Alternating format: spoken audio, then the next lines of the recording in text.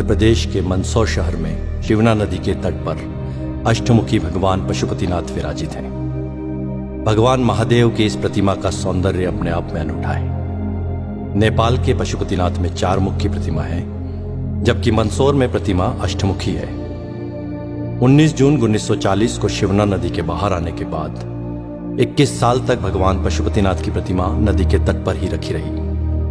एक किंवदंती यह भी है कि इस प्रतिमा को सबसे पहले स्वर्गीय उदाजी पुत्र कालूजी धोबी ने स्वप्न में देखा था। उन्होंने यह बात बाबू शिवदर्शन जी अग्रवाल को बताई।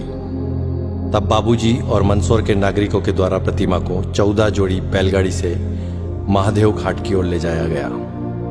प्रतिमा को नदी के उस कोने से इस कोने पर जब ले जाया जा रहा था, तब एक चमत्कार हुआ। प्रतिमा जैसे नदी से दूर जाना ही नहीं चाह रही थी। जिस जगह आज प्रतिमा स्थापित है, यह वही जगह है जहां से वह हिली ही नहीं। आज उस जगह पर भगवान पशुपतिनाथ का विशालकाय मंदिर स्थापित है। उसके पश्चात 21 वर्षों तक बाबूजी ने प्रतिमा का संरक्षण व सेवा की। बाद में चैतन्य आश्रम के स्वामी प्रत्यक्षानंद महाराज ने 23 नवंबर 1961 को इसकी प्राण प्रतिष्ठा की। 27 नवंबर को मूर्ति का नामकरण पशुपतिनाथ कर दिया गया। उसके बाद भव्य मंदिर का निर्माण शुरू हुआ। प्रतिमा का इतिहास। माना जाता है कि प्रतिमा का निर्माण विक्रम संवत 575 ईस्वी में सम्राट यशोधर्मन की हुणों पर विजय के आसपास का है। संभवतः मूर्ति भंजकों से रक्षा के लिए इसे शिवना नदी में दबा दिया गया था।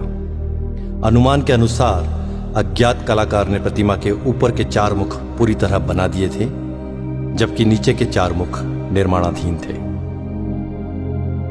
ऐसी है यह प्रतिमा। प्रतिमा के 8 मुख हैं। ऊंचाई 7.3 फीट है। इसकी गोलाई 11.3 फीट है और इसका वजन लगभग 46 क्विंटल है। प्रतिमा के 8 मुखों का नामकरण भगवान शिव के अष्ट तत्व के अनुसार है।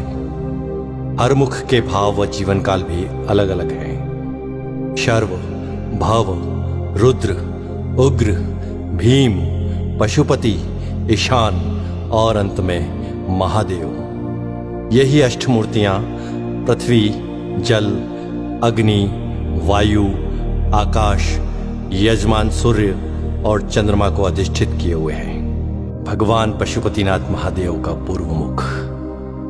पूर्व मुख जीवन की बाल्यावस्था का प्रतीक है। घुंघराले बाल, मोर पंख धारण किए, नाग नागिन का जोड़ा, कुंडल के रूप में भुजंगमाला पहने शिव एक बालक के समान लगते हैं, एक दिव्य बालक के समान। पूर्वामुखी यह मुख पूर्णतः शांत एवं आत्माराम सा लगता है। ऐसा प्रतीत होता है मानो भगवान शिव योगेश्वर के रूप में ब्रह्मा में लीन होकर समाधि अवस्था में संपूर्ण विश्व को स्वयं में देख रहे हो। शांत मुद्रा में ध्यानस्थ भगवान शिव के सिर पर जटाओं की ग्रंथि मालाएं हैं। गले की माला में जहां पुष्प है, वहीं 2 सर्पों की माला भी इस कलात्मक ढंग से सुशोभित है। ये दोनों कर्णाभूषण के रूप में कानों में लटकते हुए कुंडलों में से निकलकर अपने फनों को ऊपर उठाए हुए हैं। इस प्रकार ये दोनों कण समाधि अवस्था में लीन साधक की निश्चलता, दृढ़ता और तत्परता के हेतु 2 सजग प्रहरी के रूप में प्रतीत होते हैं। बड़ा अद्भुत है यह रूप भगवान पशुपतिनाथ का। भगवान पशुपतिनाथ का दक्षिण मुख। दक्षिण मुख जीवन की किशोर अवस्था का प्रतीक है। साथ ही यह श्रृंगार रस की मुद्रा में है।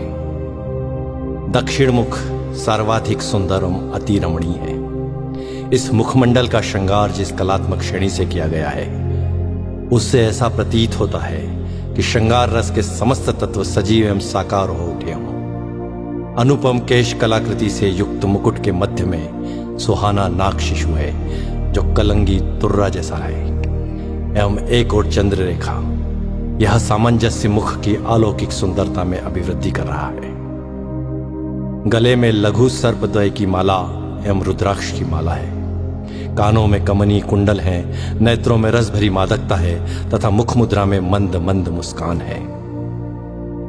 ऐसा लगता है मानो कुमार संभववर अपनी विवाह यात्रा पर चलते समय अपनी श्रृंगार लक्ष्मी की आत्ममोहिनी छवि को स्वयं में वो मुग्ध होकर रसमय हो रहे हैं। ऐसा है भगवान पशुपतिनाथ का दक्षिण मुख।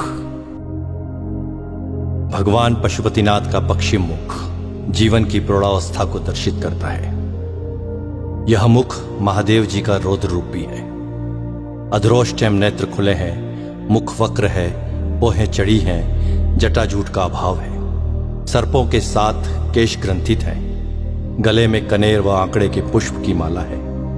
तप में बाधा डालने वाले कामदेव पर महादेव को इतना क्रोध है कि उनको यहां देख पाना भी कठिन है।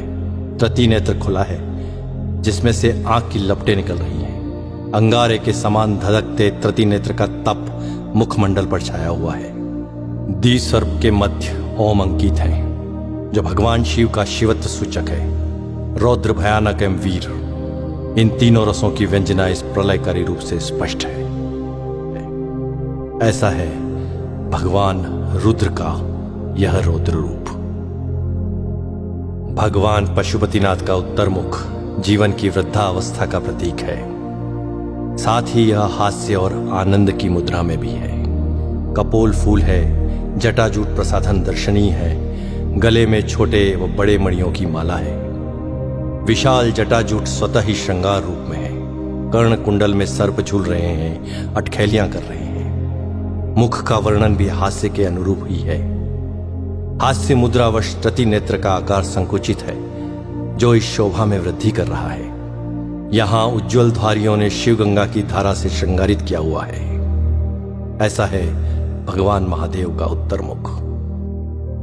एक और जहां प्रतिमा के चार मुख जीवन की चार अवस्था बाल्या, किशोर, प्रौढ़ और वृद्धावस्था को दर्शाते हैं, वहीं दूसरी ओर जीवन की चार व्यवस्थाएं धर्म, अर्थ, काम, मोक्ष को भी परिलक्षित करती है।